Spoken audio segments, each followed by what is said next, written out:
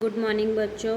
मैं ज्ञान Bharti high school से standard 10th social science chapter 3 आपको आज समझाऊंगी भारत की सांस्कृतिक विरासत, शिल्प और स्थापित के बारे में। जैसे कि भारत अपने समृद्ध सांस्कृतिक विरासत के कारण पूरे विश्व में बहुत ही प्रसिद्ध है। शिल्प और स्थापित की विविधता ने भारत के इतिहास को एक नई पहचान दी है, जिसमें भारत का प्राचीन सिंधुकालीन नगर आयोजन समयकालीन विश्व के नगर आयोजन की अपेक्षा बहुत ही श्रेष्ठ रहा है। बड़े गौरव के साथ हम उसका उल्लेख कर सकते हैं, जिसमें हम सबसे पहले जानेंगे शिल्प के बारे में। तो शिल्प अर्थात क्या? तो शिल्पी अपने कौशल और कारीगरी से छेनी हथौड़ी द्वारा विविध प्रकार के मन के भावों को पत्थर या लकड़ी या किसी धातु पर तराश कर जो रूप देता है, उस कला को हम शिल्प कला कहते हैं। यानी ये कहते हैं शिल्पी यानी जो कारीगर जो है, काम करने वाला, इस प्रकार की जो धातुओं पर कारीगरी करता है उसे हम शिल्पी कहते हैं। तो शिल्पी अपने कौशल को यानी अपनी जो कारीगरी है उसको वो अपनी छेनी और हथौड़ी के द्वारा अपने मन के भावों को, अपने जो उसकी भावनात्मक है जो क्रिया है यानी उसकी जो भावनाएं हैं, वो भावना को लेकर वो पत्थर या लकड़ी या किसी धातु पर जो रूप देता है उसे हम शिल्प कला कहते हैं। फिर उसके बाद है स्थापत्य। तो स्थापित का सरल अर्थ जो है वो उसका अर्थ कहते हैं निर्माण कार्य, यानी किसी कार्य का निर्माण करना। तो संस्कृत भाषा में स्थापित के लिए वास्तु शब्द प्रयुक्त होता है, जो अत्यंत प्रचलित है। इस अर्थ में मकानों, नगरों, कुओं, किलों, मीनारों, मंदिर, मस्जिदों, मकबरों आदि निर्माण कार्य को हम स्थापित्य कला कहेंगे। स्थापित में स्थपति का कौशल जो है वो प्रयोजित होता है। तो हम ये कह सकते हैं स्थापित अर्थात किसी प्रकार किसी चीज़ का निर्माण करना, जैसे कि मकान बनाना है, नगर का निर्माण किया गया है, कुओं का निर्माण किया है, मीनार या मस्जिद हैं, मकबरा, इन सब को बनाया गया है। तो इनका जो निर्माण कार्य है उसे हम स्थापित कहते हैं। अब हम जानेंगे प्राचीन भारत का नगर आयोजन। तो प्राचीन युग से भारत नगर आयोजन में निपुण रहा है। पुरातात्विक उत्खननों में ऐसे कई नगर मिले हैं। इन महानगरों को 3 विभागों में बांटा गया है, जिसमें से पहला है प्रशासनिक अधिकारी का किला, दूसरा नंबर है अन्य अधिकारियों के निवास वाला ऊपरी नगर, और तीसरा बताया गया है सामान्य नगरों के आवास वाला निचला नगर। तो जिसमें हम जानेंगे प्रशासनिक। तो प्रशासनिक जो अधिकारियों का जो किला है वो काफ़ी ऊंचाइयों पर बनाया गया होता है। ऊपरी नगर के रक्षणात्मक दीवारों से सुरक्षित है। ये 2 से 5 कमरे वाले मकान मिलते हैं। और तीसरे में बताया गया है कि निचले नगर। तो निचले नगर के मकान जो हैं वो मुख्य रूप से कहा गया है कि हाथ से निर्मित ईंटों से बनाए गए, यानी अपने हाथों के द्वारा उसे ईंटों से बनाया गया, ये तैयार किया गया है। जिसमें कह सकते हैं कि सिंधु घाटी की संस्कृति की प्रजा ने स्थापत्य के क्षेत्र में उस समय की सभी संस्कृतियों की अपेक्षा सुंदर और व्यवस्थित ऐसे कई नगर विकसित किए हैं, जिनमें से हड़प्पा, मोहनजोदड़ो नामक के जो नगर हैं वो बहुत ही महत्वपूर्ण नगर माने गए हैं। जिसमें हम सबसे पहले देखेंगे मोहनजोदड़ो।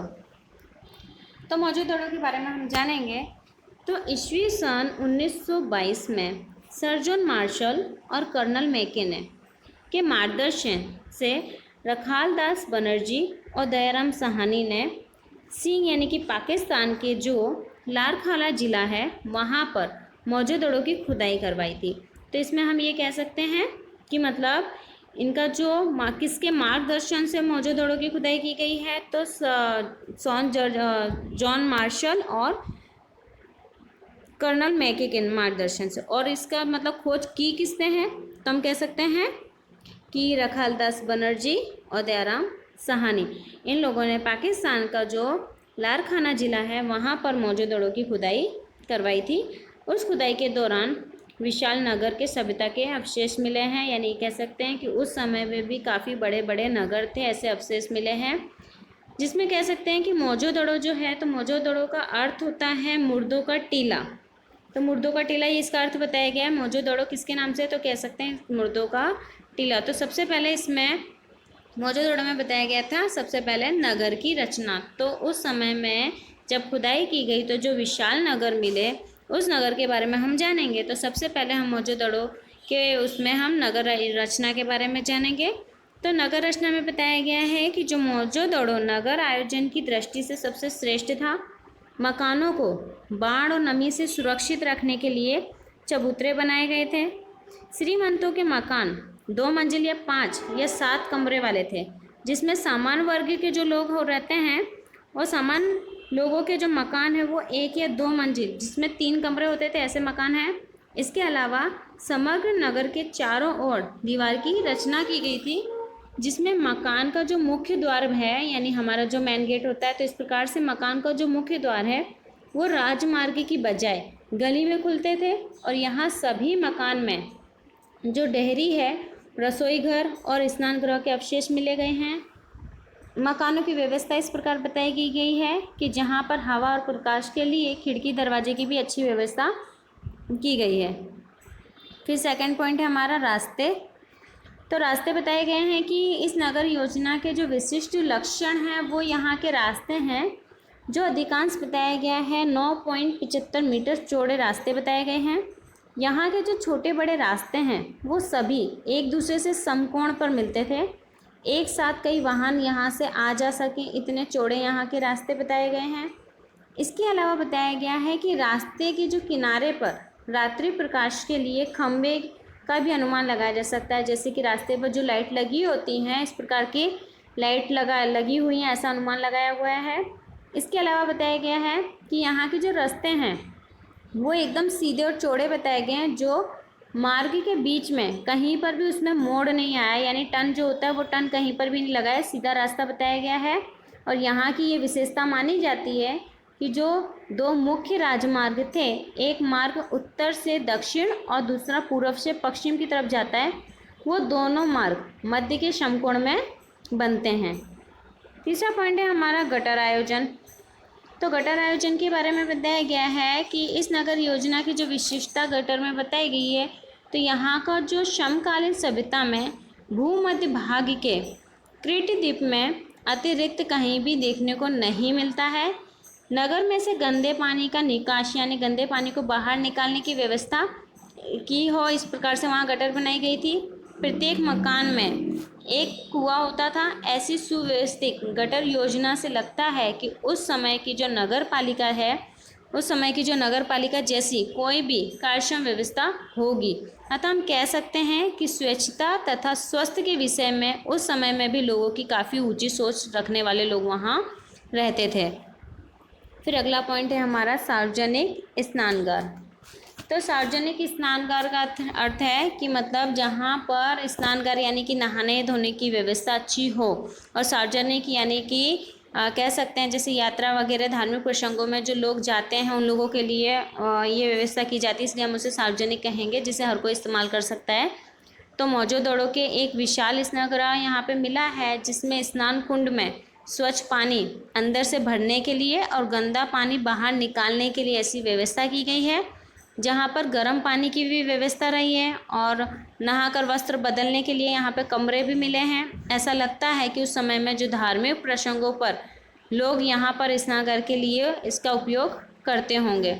फिर है अगला पॉइंट हमारा सार्वजनिक मकान।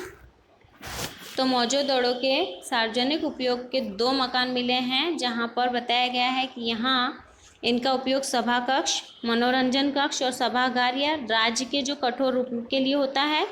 यहाँ मकानों की एक पंक्ति मिली है जो शायद सैनिकों की बैरक होगी। फिर अगला पॉइंट है हमारा हड़प्पा। तो हड़प्पा के बारे में हम जानेंगे।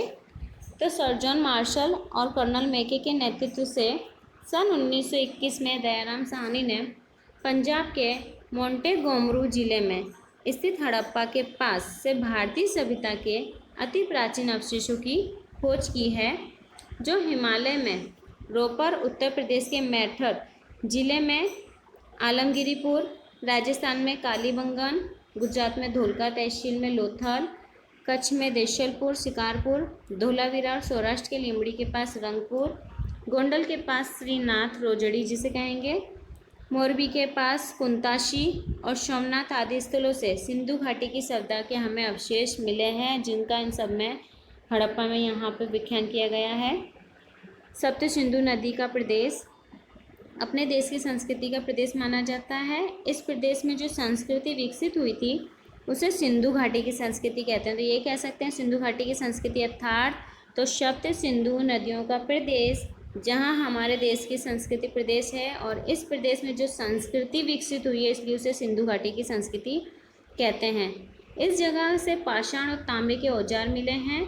ऐसी कई चीज़ वस्तुएं मिली है, इसकी वजह से यहाँ पर हम ताम्र पाषाण युग की संस्कृति भी कह सकते हैं। तो ताम्र पाषाण युग की संस्कृति इसलिए कहते हैं क्योंकि यहाँ तांबे और पाषाण के औजार और चीज़ वस्तुएं मिली थी, इसलिए। हड़प्पी समय के नगरों का आयोजन सुव्यवस्थित था। उन नगरों के बड़े बड़े कोठार और किले मंदिर उल्लेखनीय बताए गए हैं। वहाँ के लोग गहनों के बहुत शौकीन रहे होंगे, ऐसा प्रमाण देखने को मिलता है। फिर अगला पॉइंट है हमारा धोलावीरा। तो धोलावीरा में बताया गया है कि धोलावीरा जो है वो भुज के लगभग 140 किमी दूर भचाऊ तहसील में है।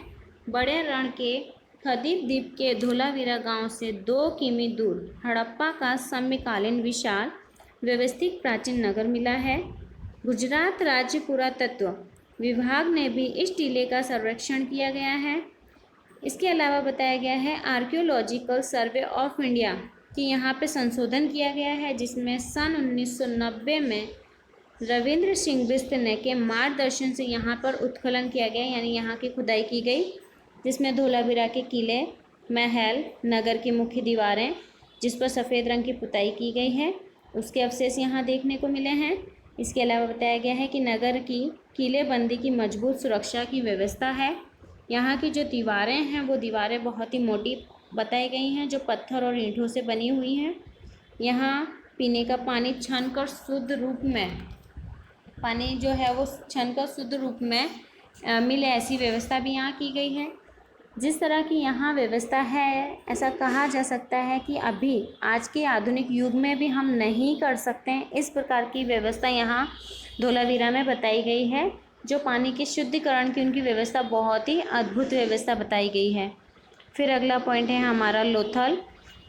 तो लोथल जो है वो अहमदाबाद जिला के धोलका तहसील में स्थित है।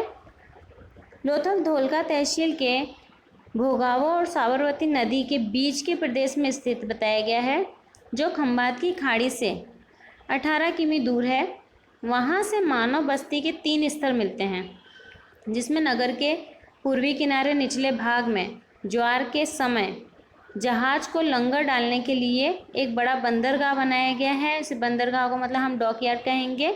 यह लोथल की विशेषता बताई गई है। ये बंदरगाह जो है वो कोठार, दुकानें, आयात निर्यात के प्रमाण आदि दर्शाते हैं कि लोथल उस समय भारत का समृद्ध बंदरगाह रहा होगा।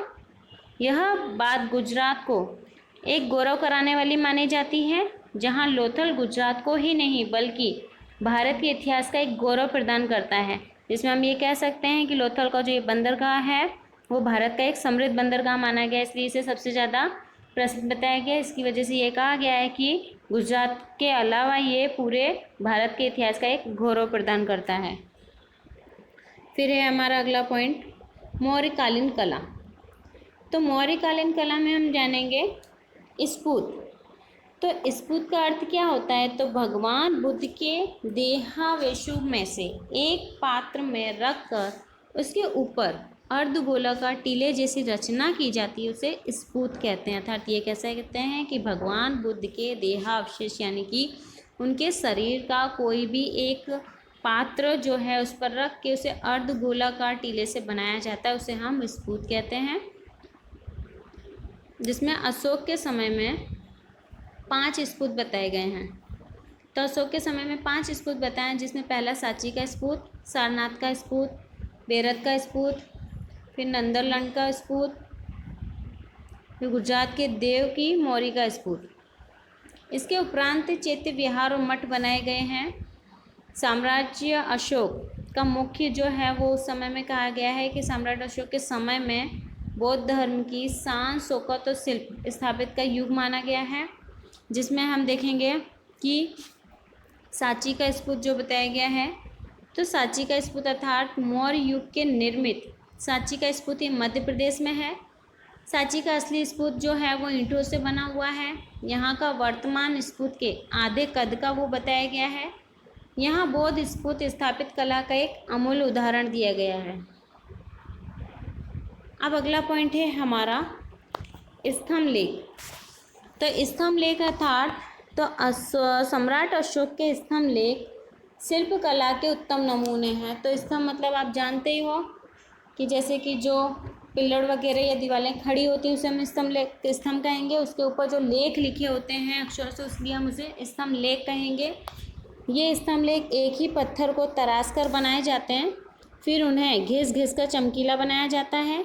ऐसे स्तंभ अंबाला, मेरठ, इलाहाबाद, बिहार के लोरिया के पास, फिर सांची, काशी, पटना और बुद्ध गया बोधि वृक्ष के पास ये पाया जाता है। इसलिए ये स्तंभ लेख जो है ये ब्राह्मी लिपि में लिखे गए हैं। फिर है हमारा सारनाथ का स्तंभ। तो सारनाथ के स्तंभ के बारे में हम जानेंगे, जिसमें बताया गया है कि सारनाथ का स्तंभ जो है वो भारत की शिल्प कला का एक श्रेष्ठ नमूना बताया गया है। इस स्तंभ के शिखर पर परस्पर जुड़े हुए खड़े 4 सिंहों की आकृति है। जो हमारे जैसे कि हम लोग पैसे या सिक्के या रुपए देखते हैं उस पर हमारे 4 सिंहों की सी आकृति दिखाई देती है, वही बताया गया है। तो सारनाथ भगवान बुद्ध के उपदेश स्थल होने से सिंहों के नीचे चारों तरफ एक धर्म चक्र अंकित किया गया है। और ये जो धर्म चक्र है यह धर्म चक्र की विजय बताता है, इसलिए हम इसे धर्म चक्र भी कहते हैं। जैसे कि हमने देखा होगा हमारे सिक्के या रुपये में जो 3 से एक ही शेरों वाली आकृति छपी हुई है, उसके यहाँ नीचे एक चक्र बना, इसे हम अशोक चक्र कहते हैं। बल्कि उसे अशोक चक्र नहीं धर्म चक्र कहा जाता है, जो धर्म की विजय बताता है, इसलिए हम उसे धर्म चक्र कहेंगे। इसके उपरांत उस चक्र के आसपास बताया जाता है कि हाथी, घोड़े और बैल की आकृति बताई गई है। जो स्वतंत्र भारत के राष्ट्रीय ध्वज में इस चक्र को स्थान दिया गया है और 4 सिंहों वाली आकृति को भारत के एक राष्ट्रीय चिन्ह के रूप में स्वीकार किया है। दुनिया की सर्वोत्तम शिल्प कला में से इसे एक उत्तम नमूना माना जाता है, जिसे भारत की राष्ट्रीय चिन्ह के रूप में घोषित किया गया है। फिर हम जानेंगे शिलालेख। तो अशोक सम्राट के शिलालेखों में धर्मा ज्ञान वाले शिलालेख महत्वपूर्ण बताए गए हैं, जिसमें काष्ठ शिल्प, पाषाण शिल्प आदि स्थापित कला के उत्तम नमूने की प्रतीति कराते हैं। लकड़ी और पत्थर की बाण बनाकर दरवाजे पर एक सुंदर तोरण तराशे गए हैं, जो धर्म के आचरण पर जोर देते हैं। यानी ये कह सकते हैं कि यहाँ पर धर्म सिखाने का एक बताया गया, इसलिए धर्म का आचरण कहेंगे, उस पर जोर दिया गया है। ये शिलालेख पेशावर, देहरादून, ठाणा, मुंबई, धौली, उड़ीसा और चेन्नई ऐसी जगहों पर यहाँ देखने को मिलते हैं। इसके अलावा बताया गया है गुजरात के जूनागढ़ में गिरनार पर्वत की तरफ जाते समय रास्ते में इस प्रकार के शिलालेख देखने को मिलते हैं। इसके उपरांत गुजरात के पालीताना, शत्रुंजय पर्वत के जैन मंदिर, अहमदाबाद की हटी सिंह का जैन देरासर में संपूर्ण जानकारी देने वाले शिलालेख संस्कृत और गुजराती भाषा में तराश कर रखे गए हैं, जिसकी जानकारी हम ले सकते हैं। फिर है दक्षिण भारत की द्राविड़ शैली। तो भारत की कृष्णा और गोदावरी नदियों के आसपास के जो क्षेत्र हैं वहाँ पर सातवाहन वंश के राजाओं के समय दौरान अनेक बौद्ध स्तूप निर्मित किए गए हैं। ये स्तूप जो हैं वो अर्धगोलाकार, अंडाकार और घंटाकार शिखर वाले बनाए गए हैं, जहाँ पर नागार्जुन कोंडा का स्तूप और अमरावती के स्तूप द्रविड़ शैली के सर्वश्रेष्ठ नमूने बताए गए हैं। तो इस तरह से आप बता सकते हैं कि कौन से स्तूप जो हैं वो द्रविड़ शैली के सर्वश्रेष्ठ नमूने हैं। तो आप बताएंगे नागार्जुन का कोंडा और अमरावती के स्तूप जो है वो द्रविड़ शैली के सर्वश्रेष्ठ नमूने हैं, जो चोल राजा ने द्रविड़ शैली की स्थापित कला को उच्च स्तर तक पहुंचाया था। फिर है हमारा गुप्तकालीन कला। तो गुप्त युग में शिला स्थापित चित्र, नृत्य, संगीत आदि कलाओं का खूब विकास हुआ है। जबलपुर का जो पार्वती मंदिर है वो, भूमरा का शिव मंदिर, एरण जो मध्य प्रदेश में है वो वहाँ का नरसरी मंदिर, जामनगर का गोपुरम जिसे हम गोप मंदिर कहेंगे, फिर स्फूत, चैत्य, मठ, विहार, ध्वज, स्तंभ आदि गुप्त युग की कलाओं के नमूने बताए गए हैं। इसके अलावा कहा गया है कि शिल्प कला में सारनाथ की बुद्ध प्रतिमा, मथुरा की विष्णु की प्रतिमा, महावीर स्वामी की प्रतिमा आदि गुप्तकालीन कला का सर्वोत्तम यानी सबसे श्रेष्ठ उदाहरण बताया गया है और इसीलिए इस गुप्त युग कला को हम स्वर्ण युग कहते हैं, यानी सोने वाला, यानी स्वर्ण युग, सुनार जैसे सोने से बना हुआ है, इसलिए उसे स्वर्ण युग कहेंगे क्योंकि यहाँ पर इतनी सारे जो बताए गए हैं अभी, इतने सारे यहाँ मंदिर और बहुत सारी कलाएं स्थापित की गई हैं, इसलिए इसे स्वर्ण युग कहा जाता है। फिर है गुफा स्थापित। तो गुफा स्थापित में हम बताएंगे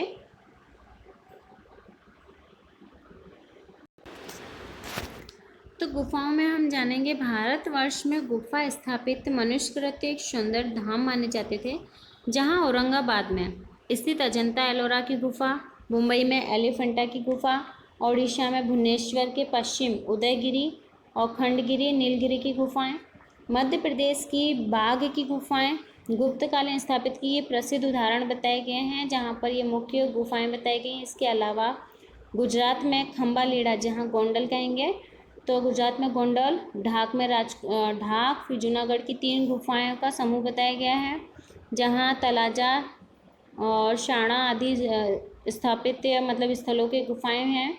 इसके अलावा बताया गया है अशोक के गुफा लेख 16 मील दूर बर्बर के पहाड़ की 3 गुफाओं की दीवारों को तराश कर यहाँ लिखा गया है, जिसमें अशोक द्वारा आजीवन किए गए दान कार्यों का विवरण है। यानी ये कह सकते हैं वहाँ पर गुफाओं में लेख, अशोक लेख, यानी कि वहाँ पर दीवारों पर गुफाओं पर लिखा हुआ है, जिसमें अशोक ने आजीवन यानी जब तक वो जीवित रहे तब तक उन्होंने जो भी दान कार्य किए हैं वो सारी चीज़ों को वहाँ का विवरण किया गया यानी लिखा गया है।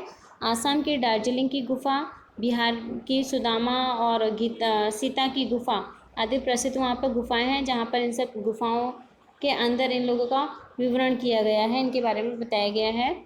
अजंता, एलोरा और जो एलिफेंटा की प्रसिद्ध गुफाओं के विषय में हम प्रकरण 6 में कुछ जानकारी वैसे भी ले चुके हैं। अब हम जानेंगे गुजरात की गुफा के बारे में। तो गुजरात की गुफा जिसमें हम सबसे पहले है जूनागढ़। तो जूनागढ़ की गुफा जिसमें 3 गुफाएं बताई गई हैं, जिसमें पहला है बाबा प्यारा की गुफा का समूह, फिर ऊपरकोट की गुफा और खापरा कोड़िया की गुफा, ये 3 गुफाएं बताई गई हैं।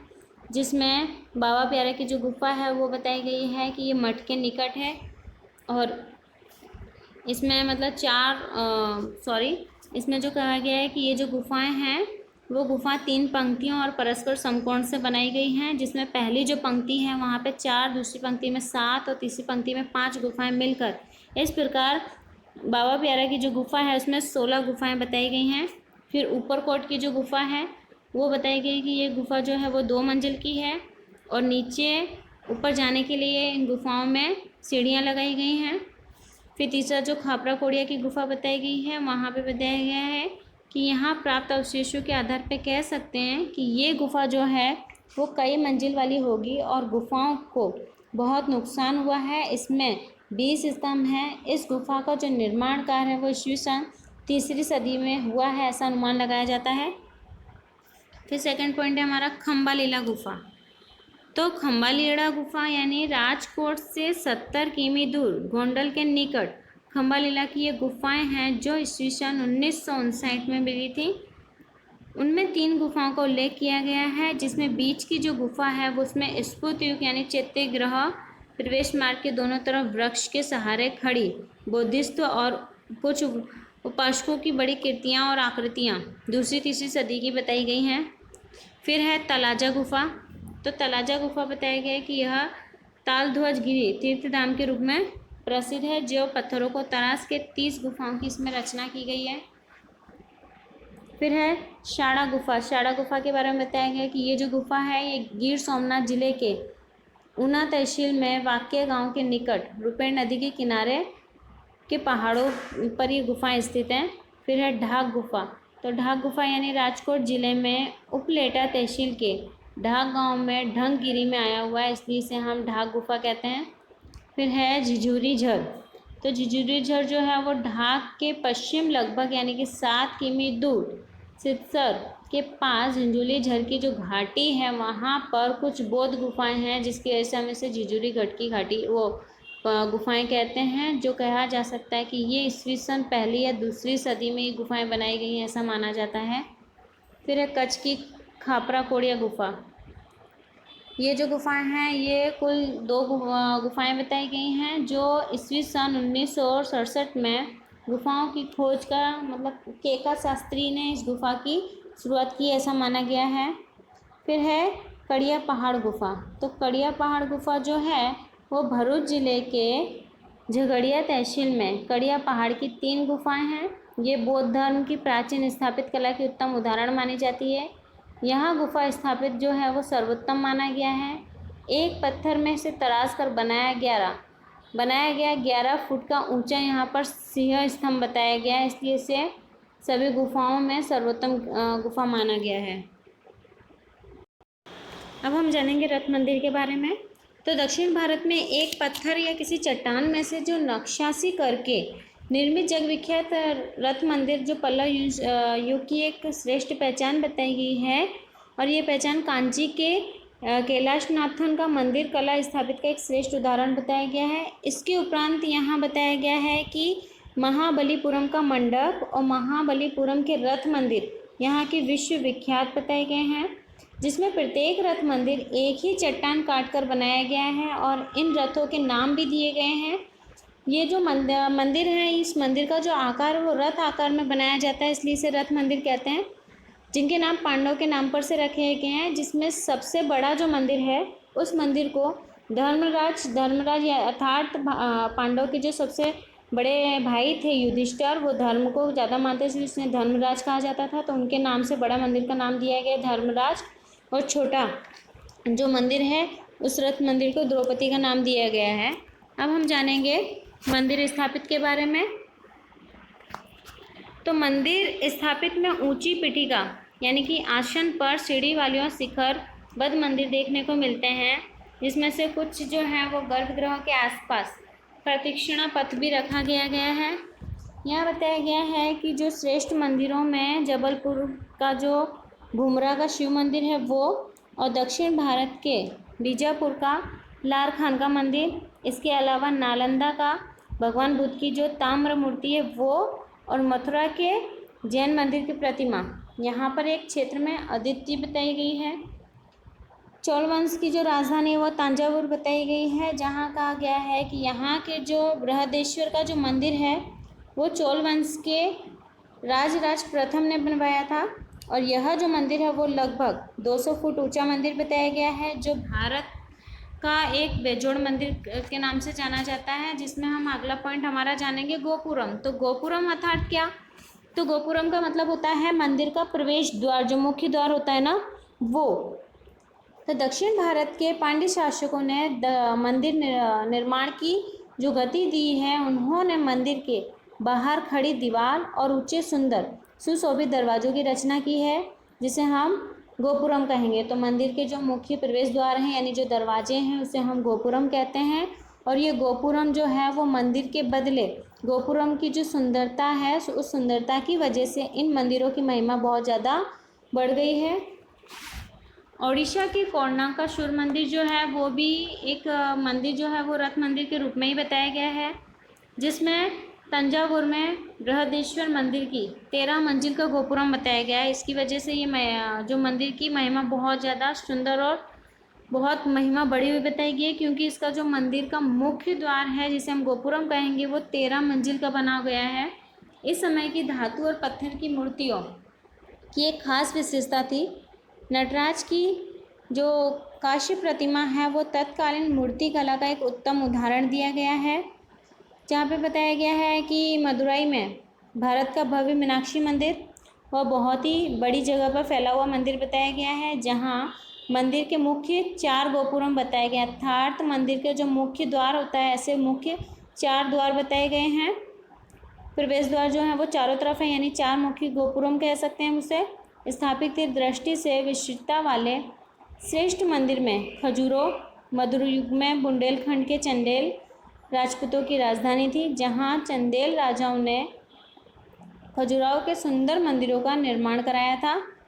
अगला पॉइंट है हमारा जैन मंदिर, जिसे हम जैन मंदिरों को हम देरासर कहते हैं। तो भारत के विविध स्थलों पर जैन मंदिर हैं, जिसमें विपुलाचल, रत्नगिरी, उदयगिरी और श्रवणगिरी नाम के 5 जैन मंदिर बताए गए हैं। समेत शिखर जी जो बिहार में आया हुआ है, वहाँ सिद्ध क्षेत्र में जैन तीर्थ धाम आया हुआ है, जिसे हम मधुबन के नाम से जाना जाता है। तो ये बिहार में आया हुआ है, जो मधुबन के नाम से जाना जाता है। किस लिए? क्योंकि वहाँ पर समेत शिखर जी सिद्ध क्षेत्र का जो है जैन तीर्थ धाम है, इसलिए हम उसे मधुबन के नाम से जाने जाते हैं। यहाँ आदिनाथ भगवान और अन्य 20 तीर्थकरों ने निर्वाचन प्राप्त किया था, जिसकी वजह से यहाँ पर अभिनंदन नाथ जी और पार्श्वनाथ जी के मंदिर हैं। यहाँ पर कहा गया है, ऐसा माना जाता है कि यहाँ जो भगवान महावीर भी आए हुए हैं और कई मुनियों ने यहाँ पर अपना मोक्ष प्राप्त किया है, जिसकी वजह से गुजरात में जैन देरासर, पालीताना, पंचासरा मंदिर और राजस्थान के माउंट आबू, जिसमें देलवाड़ा और राणकपुर जैसे जैन देरासरों का निर्माण किया गया है। और इन निर्माण कार्य में इनका नक्शाई काम, कलाकारी काम और जो शिल्पकला काम है वो बहुत ही, देखा जाए तो दृष्टि से यानी देखने लायक है, बहुत ही सर्वोत्तम और अद्भुत बताया गया है।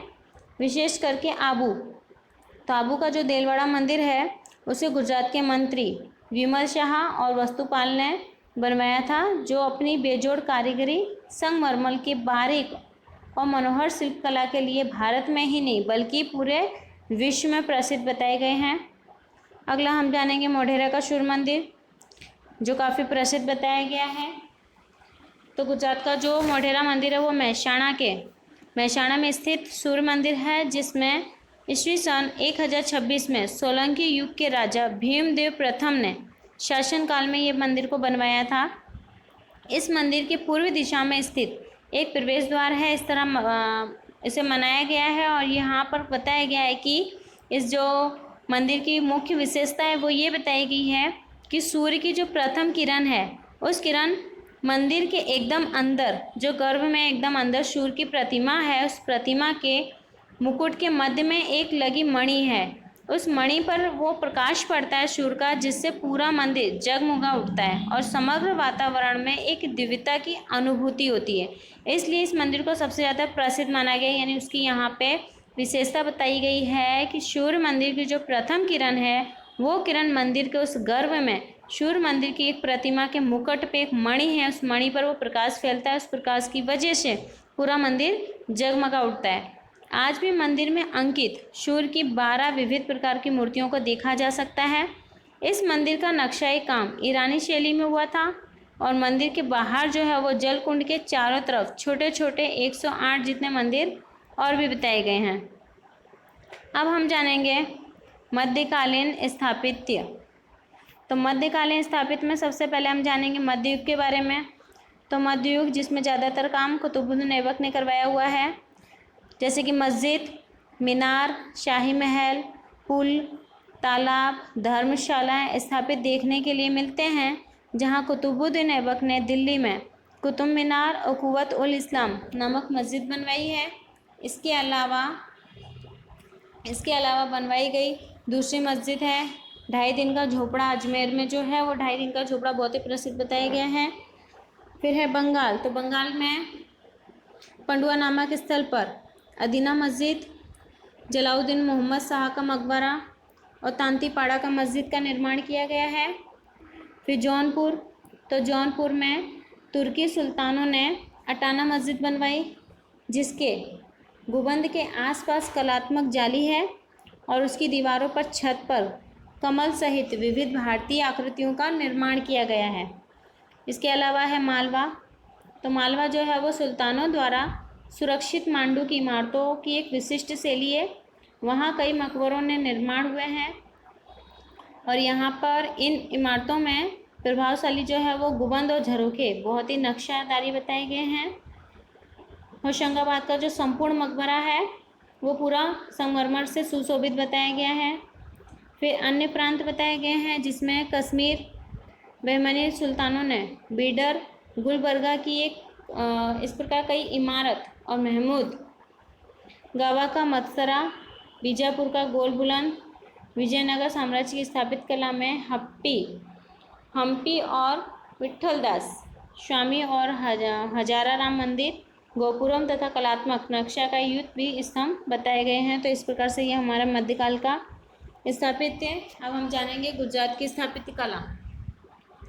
तो गुजरात की स्थापित कला में तो गुजरात के जो शिल्प हैं वो स्थापित में विविध धर्म और मंदिर, मस्जिद, बौद्ध धर्म, फिर मठ, स्तूप, गुफा, मंदिर और जैन धर्म के देरासर पाए जाते हैं गुजरात की स्थापित कला में, जिसमें बताया गया इसके अतिरिक्त अन्य प्रकार के समाज उपयोगी निर्माण कार्य हैं जैसे कि राजमहल, किले, दरवाजे, कीर्ति तोरण, धर्मशालाएँ, फिर उपासगृह, विश्राम गृह, चबूतरा, झरोखे, तोरण, फिर कुछ कुएं, बावड़ी, सरोवर, तालाब और पशु पक्षियों की हुबहू आकृति। इस प्रकार से स्वर्ण सुंदर और गति भव्य यहाँ मानी जाती है, जिसमें हम सबसे पहले गुजरात के मंदिरों के बारे में जानेंगे।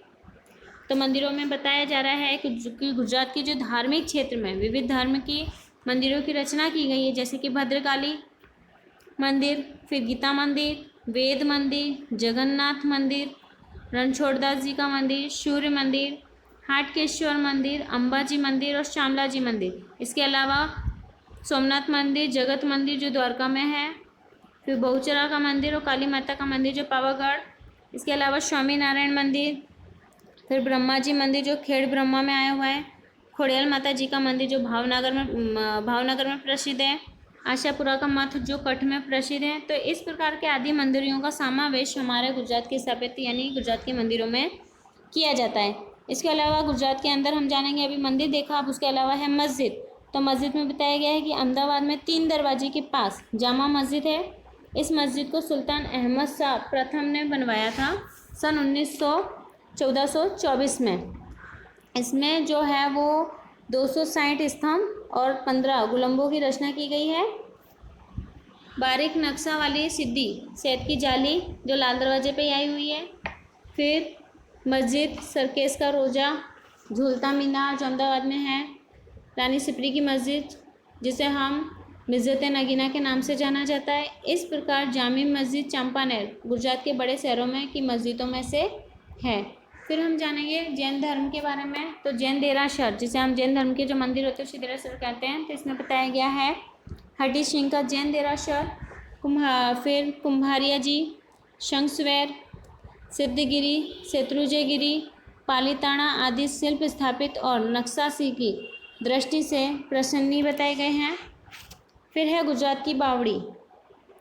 तो गुजरात की बावड़ी के बारे में हम जानेंगे कि अडालज, हाँ, गुजरात की बावड़ी में आएगा अडालज की बावड़ी, दादा हरी की बावड़ी, फिर रानी की बावड़ी जो पाटण में है, ढबोई की बावड़ी जो ढबोई में है। इस प्रकार की यहाँ पर गुजरात की सुंदर बावड़ियाँ बताई गई हैं, जिसमें आपको मुख्य नाम बताने हैं। अडालज की बाव जो गांधीनगर में है, दादा हरी की बाव जो असरवा पे आई हुई है, रानी की बावड़ी जो पाटण में आई हुई है, ढबोई की बावड़ी जो ढबोई में आई हुई है। ये सुंदर बावड़ियाँ हैं। इसके अलावा स्थापित में देखा जाए तो भद्र का किला, नगीनावाड़ी, काकरिया तालाब, रुद्र महालय, सहस्त्रलिंग तालाब, फिर तानारीरी की समाधि, कीर्ति तोरण, मुनसर तालाब और मलाव तालाब।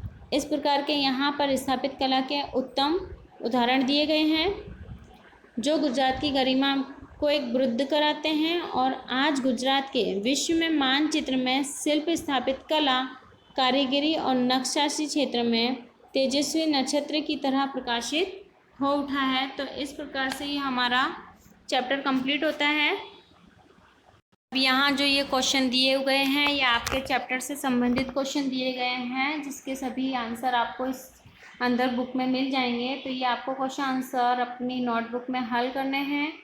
एक बार चैप्टर को अच्छी तरह से पढ़ लेना है, क्वेश्चन आंसर लर्न कर लेने हैं और हमारे इस वीडियो को लाइक करें, सब्सक्राइब करें, जिससे आने वाले सभी वीडियो आपको मिलते रहें। Thank you.